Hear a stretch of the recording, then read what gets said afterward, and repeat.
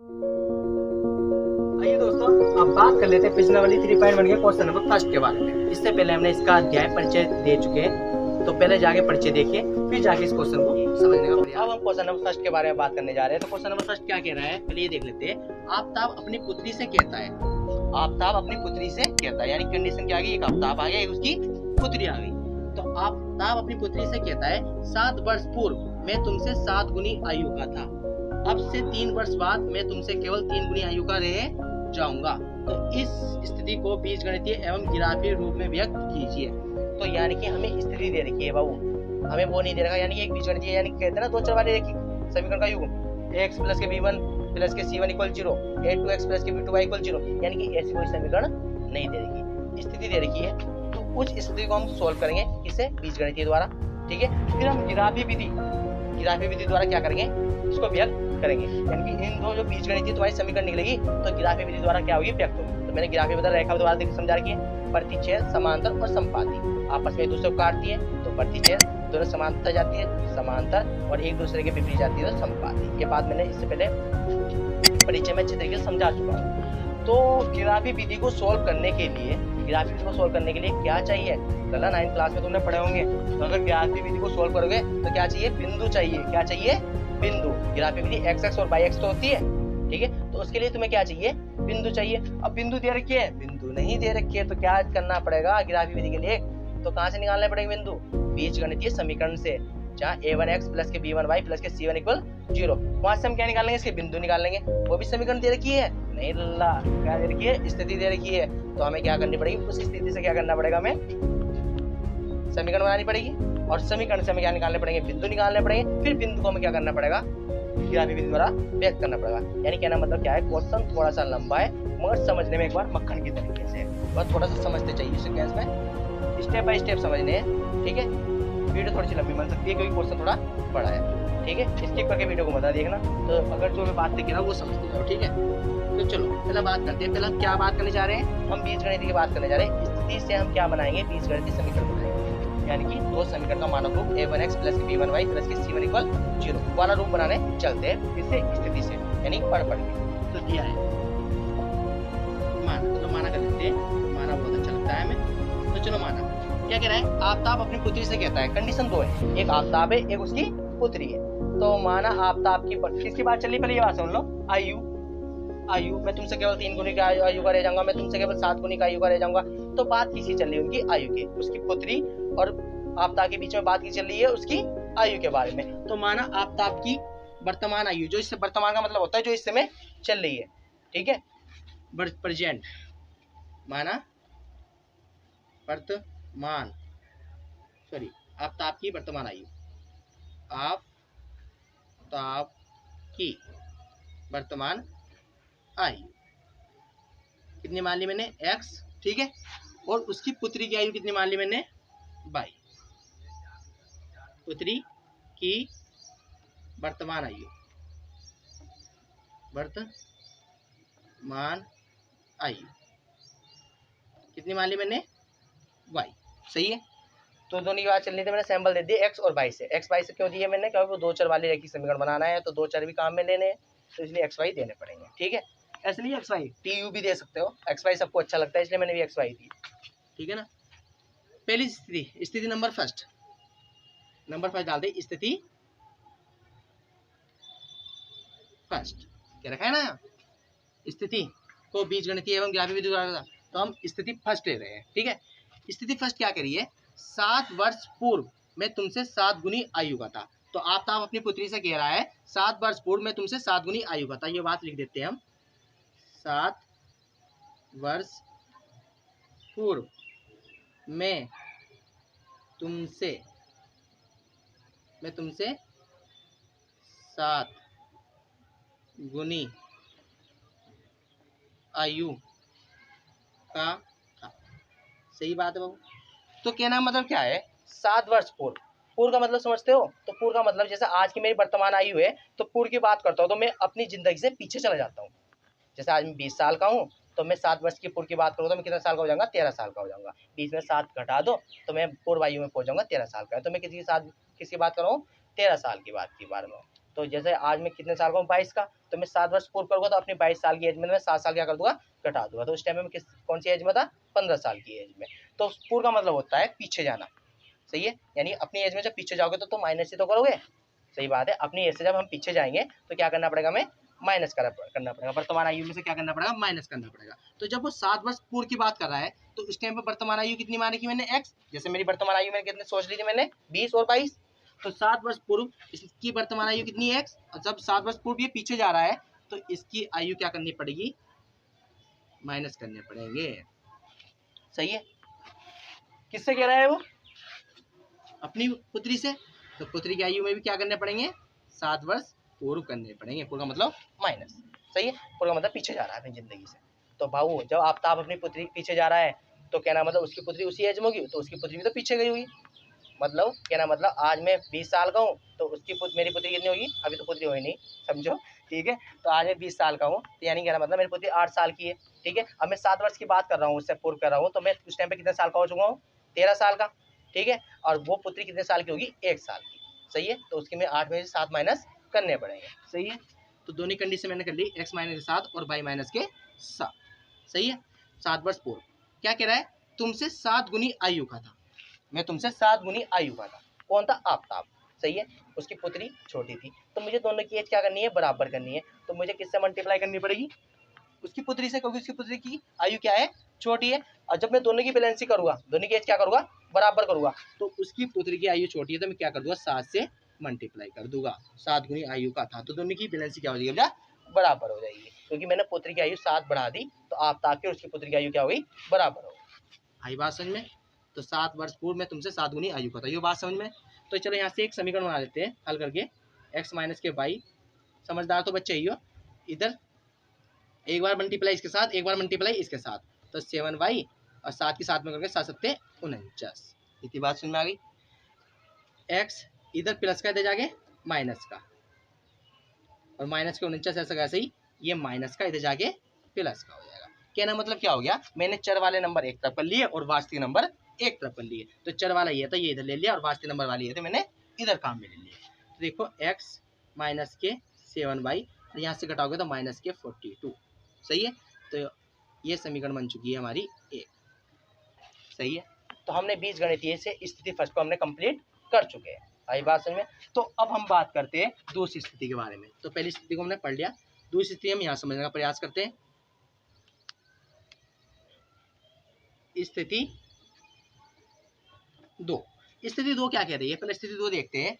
7 गुनी आयु को था, तो अब से, ये रही बात, स्थिति 2 ये रही बाबू, अब से 3 वर्ष बाद मैं तुमसे केवल 3 गुनी आयु का रह जाऊंगा। तो केवल अब से, स्थिति करिए, अब से लिख देते हैं ये बात, अब से 3 वर्ष बाद मैं तुमसे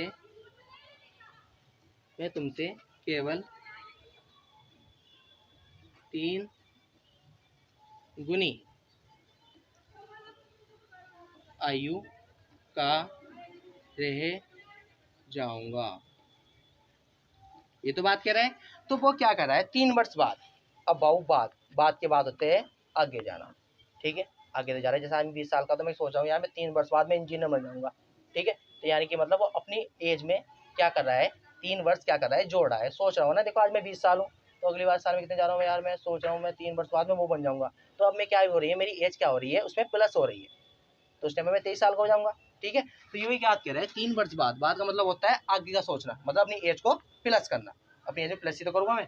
3 वर्ष बाद में तुमसे केवल 3 गुनी आयु का रह जाऊंगा। तो पहले भाऊ 3 वर्ष बाद ही करते थे दोनों आयु में, तो ये आफ्ताब की आयु में 3 वर्ष करो, चलो आगे उनकी एज बढ़ाओ, और ऐसे उनकी पुत्री की आयु में भी 3 वर्ष बढ़ाने पड़ेंगे, क्योंकि उनकी पुत्री इतनी तो रहने की नहीं, उनकी पुत्री की एज बढ़ेगी। एज ऐसे नहीं है, रुकी जाती है, समय के अनुसार बदलती रहती है भाई, अब बढ़ गया, 1 सेकंड में एज बदलती रहती है। तो दोनों की बदल गई भाई, 3 वर्ष बात कर दिया, दोनों को पहुंचा दिया, ठीक है। क्या कह रहा है, तुमसे केवल 3 गुनी आयु का रह जाऊंगा, कौन रह जाएगा, आफ्ताब। दोनों की पुत्री की एज क्या करनी है, बराबर करनी है, दोनों की एज बराबर करनी है, तो उसकी पुत्री से कितने से मल्टीप्लाई करनी पड़ेगी, 3 गुनी से, यानी कि 3 से, तो गुना कर दो 3, तो दोनों की एज क्या हो जाएगी, बराबर हो जाएगी, बैलेंस होगी ना बाबू। आफ्ताब बड़ा था, पुत्री छोटी थी, 3 से मल्टीप्लाई कर दी, दोनों की एल बराबर RHS आ गया, ठीक है। तो यहाँ से एक समीकरण बन जाएगी, कर लेते हैं एक्स प्लस के 3, चलो एक बार मल्टीप्लाई इसके साथ, एक बार मल्टीप्लाई इसके साथ, 3y और 3 तिया 9, एक बार इसके साथ करें 3y और 3 तिया 9। कोई बात, चर वाले एक तरफ और वास्तविक संख्या एक तरफ, तो चर वाले एक तरफ करते थे, इधर प्लस का दे जाके माइनस का 3y, तो ये 9 ऐसे वैसे ही, ये प्लस का दे जाके माइनस का 3, तो x माइनस के 3y यहाँ से घटाओगे तो कितना बचेगा 6। तो ये स्थिति आ गई दूसरी। समीकरण कौन सी बन गई है 2। अब हमने समीकरण 1 समीकरण 2 यानी बीजगणितीय सॉल्व कर लिया, मक्खन तरीके से कर लिया। अब हमें कहाँ चलना है, गिराफी विधि पे, सही है। तो अब आप बात करते हैं गिराफी विधि द्वारा। तो गिराफी विधि के द्वारा से पाऊँ, ये स्पेस में थोड़ा बिठाना पड़ेगा, कोई क्वेश्चन बड़ा है तो ये मैं स्पेस बिठा देता हूँ, ठीक है। फिर गिराफी विधि पे चलते हैं और 2 समीकरण नोट कर लेना, एक ये वाली और एक ये वाली। चलो मैं साइड में समीकरण लिख दूंगा 2, ठीक है। तो चलो गिराफी विधि पे चलते हैं। चलो आइए दोस्तों, हमने दोनों समीकरण नोट कर लिए। एक बनिए x माइनस के 7y इक्वल माइनस के 42 और एक बनिए x माइनस के 3y इक्वल 6। अब हम चलते हैं इन पे गिराफी विधि पे, स्थिति नंबर 2 यानी गिराफी रूप से व्यक्त कीजिए। तो गिराफी विधि, गिराफीय विधि, सही है। अब गिराफी विधि को सोल्व करने के लिए, सही है, सही है, तो हमें क्या चाहिए, बिंदु चाहिए। अगर ग्राफी में व्यक्त करेंगे तो वहाँ क्या काम में आते हैं, बिंदु, क्योंकि एक्स एक्स और वाई एक्स। 9th क्लास में हम तीसरा चैप्टर के अध्याय के तीसरे चैप्टर के बारे में हमने यही पढ़ा है कि हम बिंदुओं किस तरीके से हम दर्शाते हैं, एक्स एक्स में किस तरीके से दर्शाते हैं और वाई एक्स में किस तरीके से दर्शाते हैं। तो हमें क्या चाहिए, इन समीकरण के क्या चाहिए, बिंदु चाहिए। अब तुम्हें बिंदु निकालने आते हो तो चुटकी में निकाल दोगे, अगर बिंदु नहीं निकालने आते हो तो एक काम करो, मैं अभी दोबारा बिंदु निकालने सिखा रहा हूँ इसमें सही तरीके से, तो वो इसी स्टेप में तुम समझ जाना इस वीडियो में, क्योंकि अगले वाले स्टेप में मैं डायरेक्ट बिंदु निकाल लूँगा, अगले वाले क्वेश्चन में जब मैं निकालूंगा तो डायरेक्ट बिंदु निकाल लूँगा। तो यहाँ कहना मतलब ये है कि अब मैं बिंदु निकालने सिखा रहा हूँ, थोड़ा क्वेश्चन लॉन्ग हो जाएगा तो तुम्हारा समझ में ज़्यादा बेटर आएगा। तो इससे बड़ा तो क्वेश्चन लॉन्ग करने में ही फायदा है, कि समझ में आएगा थोड़ा सा। तो चलो पहले बिंदु के लिए करते हैं। समीकरण 1 के बिंदु के लिए, समीकरण 1 से बहु कोई सी भी समीकरण से 2 बिंदु निकलते हैं, ध्यान रखना ये भी, ठीक है। वो कैसे निकले ये बताऊंगा मैं। तो समीकरण मैंने ताल लिया, पहली समीकरण थी x माइनस के 7y इक्वल 42। अब ये नोट कर दिया।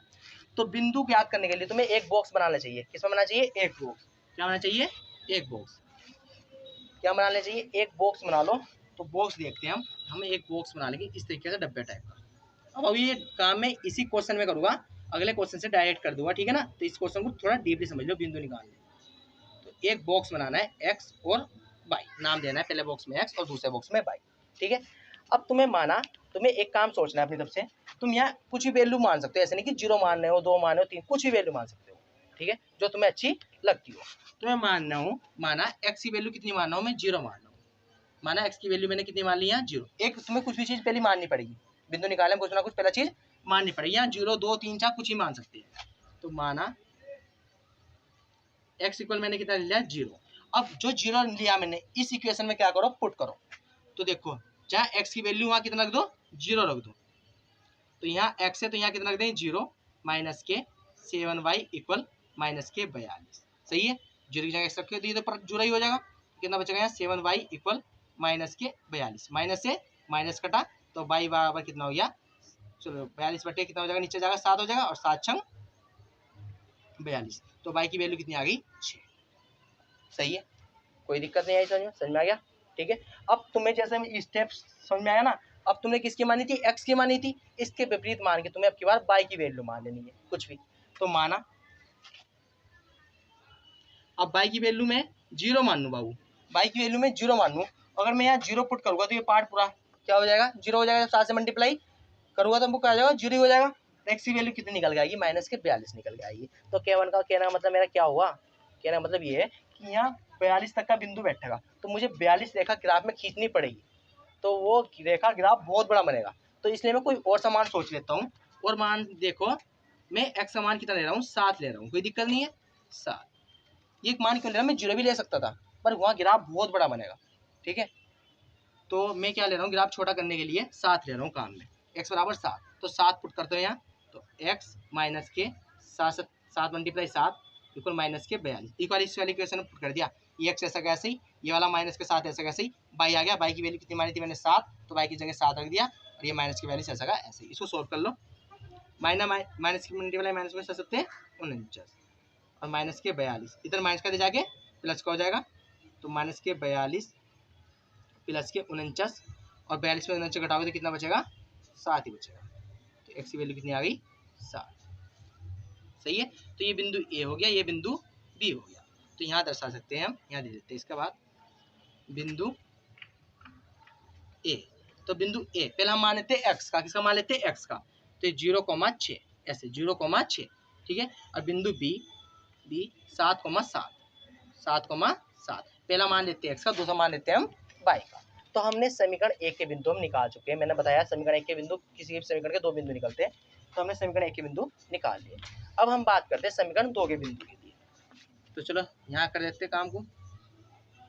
समीकरण ऐसी समीकरण 2 के बिंदु के लिए, समीकरण 2 के बिंदु के लिए। अब समीकरण 2 कौन सी है हमारे पास, ये है। तो x माइनस के 3y इक्वल 6। तो इसके लिए भी हमें एक बॉक्स बनाना पड़ेगा, बिंदु तो इसी टाइप से निकलेंगे। तो हम इसके लिए भी एक बॉक्स बना लेते हैं। लो, तुम्हारा कहना मानना, मैंने एक बॉक्स बना लिया। मेरा तुम्हारा कहना क्या मानना है सर, तुम्हारी कहना तुम्हें मानना पड़ रहा है। हाँ ये बात कह रहे होगे, चलो कुछ नहीं। x की वैल्यू और x y मैंने क्या मान लिया, 0 मान लिया, ठीक है। सॉरी x और y का मैंने क्या मान लिया, इसमें मान लिया। अब तुम्हें क्या करना है भाई, माना x की वैल्यू कुछ भी मान लेनी है, ठीक है। अपनी जो सोच में समझ में आ रहा हो कुछ भी मान लो। मुझे तो 0 ही अच्छा लग रहा है भाई इसमें, तो मैं तो क्या लूँगा 0 ही लूँगा। तुम तो कुछ ही ले लो जो तुम्हें अच्छा लगो, ठीक है। माना x की वैल्यू 0, तो इसमें 0 पुट करो। 0 माइनस के 3y इक्वल 6। तो यहाँ से माइनस के 3y इक्वल कितना आ जाएगा 6। इधर माइनस में, इधर मल्टीप्लाई में, तो जाके जाएगा ये डिवाइड में।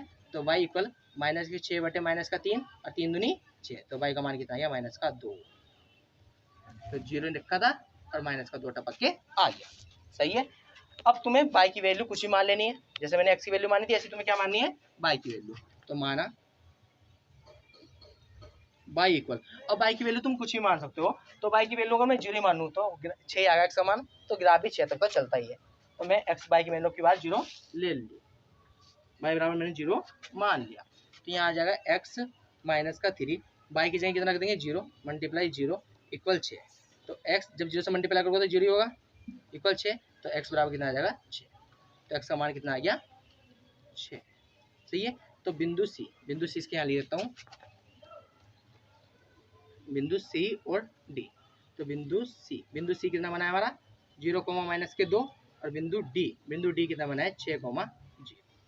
सही है।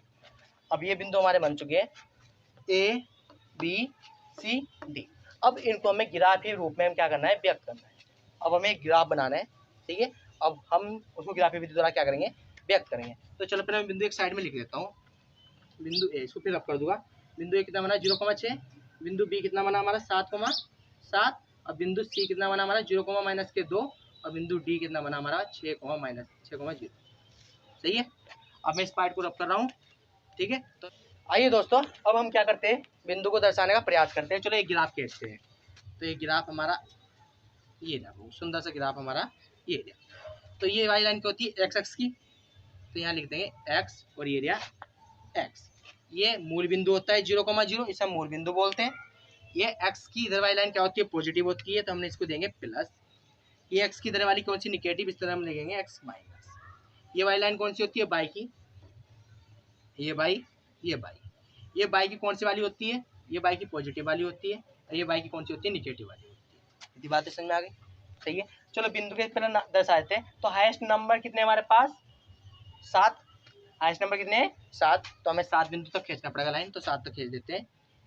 1 2 3 4 5 6 7। 1 2 3 4 5 6 7। ऐसे यहाँ लिखो 1 2 3 4 5 6 7। 1 2 3 4 5 6 7। ऐसे यहाँ 1 2 3 4 5 6 7। तो ये बिंदु माइनस में, तो माइनस में चलेगा। माइनस का 1, माइनस का 2, माइनस का 3, माइनस का 4, माइनस का 5, माइनस का 6, माइनस का 7। ऐसे यहाँ रखो 1 2 3 4 5 6 7। तो माइनस का 1, माइनस के 2, माइनस का 3, माइनस का 4, माइनस का 5, माइनस का 6, माइनस का 7। सही है। तो चलो बिंदु ए दर्शाओ। तो बिंदु ए कहाँ है 0,6। और जब मैं इसके बिंदु दर्शा रहा था, पहला मान किसका लिया था, x का। तो इसमें x का मान कितना है 0 और y का मान कितना है 6। और जब वहाँ से बिंदु दर्शा रहा था तो 0,6 लिया था मैंने, एक्स का पहले लिया था, वाई का पहले बाद में लिया था, तो एक्स का 0 और वाई का 6। तो इसमें एक्स का 0 देखो, एक्स का 0 अब मूल बिंदु मिलते हैं सबके, एक्स और वाई के 0,0 मूल बिंदु ही मिलेंगे, तो एक्स का मान 0 यही होगा, वाई का मान 6, तो वाई का मान 6 कितना है, वाई का पॉजिटिव 6 है, तो पॉजिटिव वाली लाइन ये है, तो वाई का मान 6 ही है, ठीक है। तो बिंदु ए हमारे पास ही रहा 0,6, सही है। अब ऐसी बिंदु दूसरा देखो, बिंदु बी कितना है 7,7, तो एक्स का मान कितना है इसमें 7 और वाई का भी मान कितना है 7, दोनों का मान 7 है, तो एक्स का मान 7 देखो पॉजिटिव, तो पॉजिटिव वाली लाइन एक्स की ये रही और एक्स का मान 7 ये गया, वाई की मान पॉजिटिव वाली कौन सी ये रही और वाई का मान 7 ये रही, सही है। अब इस बिंदु का सेंटर पॉइंट देखना पड़ता है हमें, अगर दो बिंदु सकते हैं तो इसका सेंटर पॉइंट देखो, सेंटर पॉइंट तो यहाँ कट करेंगे ये इस तरीके से, तो इसका ये सेंटर पॉइंट बन जाएगा वो, ठीक है। तो यहाँ बिंदु हम लिख सकते हैं बी कितना है हमारे पास 7,7, सही है। तो ये दो रेखा के बिंदु थे, पहले वो एक ही रेखा के बिंदु थे ये वाले दोनों फर्स्ट रेखा के, तो हम इस वाली बिंदु को और इस वाले बिंदु को आपस में काट देंगे, तो ये काटो ऐसे स्केल से बड़ा करके काटना है, मेरे पास जरा वो है बोर्ड पे, तो इस तरीके से नहीं कट पाएंगे, तो आप इसको स्केल से बिल्कुल बड़ा करके काटना, बिल्कुल सीधी रेखा, ठीक है, स्केल लेकर। तो इसको काट दिया और यहाँ एक समीकरण डाल दो, जो समीकरण फर्स्ट थी x माइनस के 7y इक्वल माइनस के 42 वाले के बिंदु, सही है।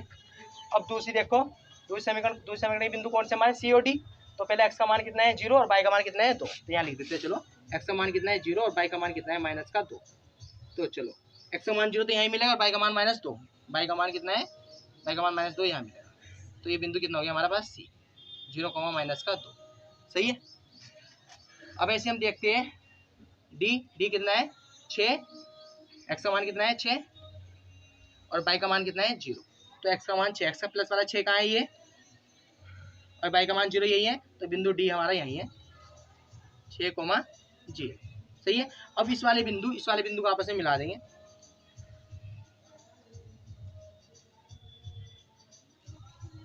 सही है। तो इस बिंदु का हम समीकरण डाल देते हैं, समीकरण कौन सा है हमारे पास x माइनस के 3y इक्वल माइनस के ये 6 सॉरी प्लस का 6, सही है। तो ये हमारे ग्राफीय विधि द्वारा क्या हो गया व्यक्त हो गया, इस तरीके से हम ग्राफीय विधि करके दिखाना है, ठीक है। चलो क्वेश्चन नंबर अब कौन सा करते हैं, सेकंड पार्ट करते हैं।